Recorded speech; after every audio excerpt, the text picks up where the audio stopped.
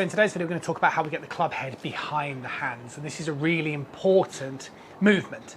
Now, we can think about this in two stages. The first one is from this impact position.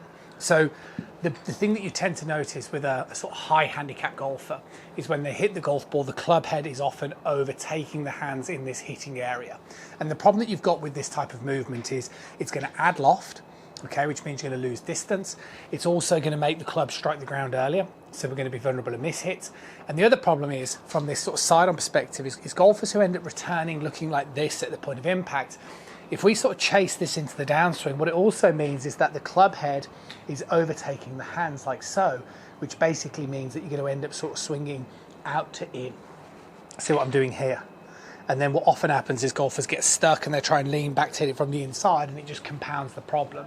So what we need to do is we need to be able to make sure as we're coming into this downswing position, if I was to pause when the club shaft is about parallel towards the floor, we want the club head ever so slightly behind the hands. And what this means is that my hands are leading, coming in towards this impact position. So from the face-on perspective, we're able to get the hands ahead of the golf ball, club head slightly behind it. This gives us that ability to control things like the contact. It also gives us this ability to really sort of deal off the club a little bit more.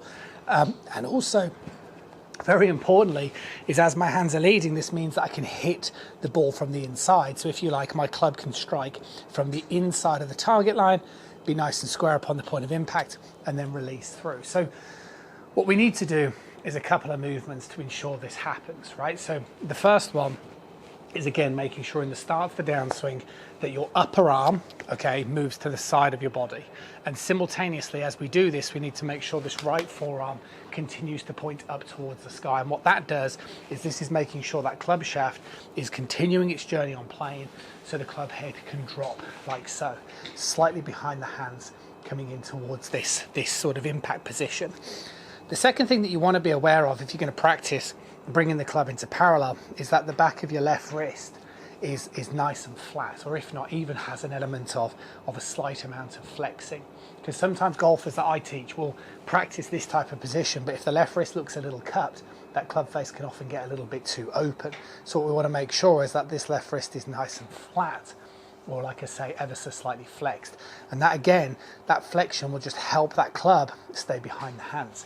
So if I'm out in front of you, if I introduce a bit of cupping, see the way the club kicks out to the left. If I introduce a bit of flexing, see the way the club head is more towards the right-hand side.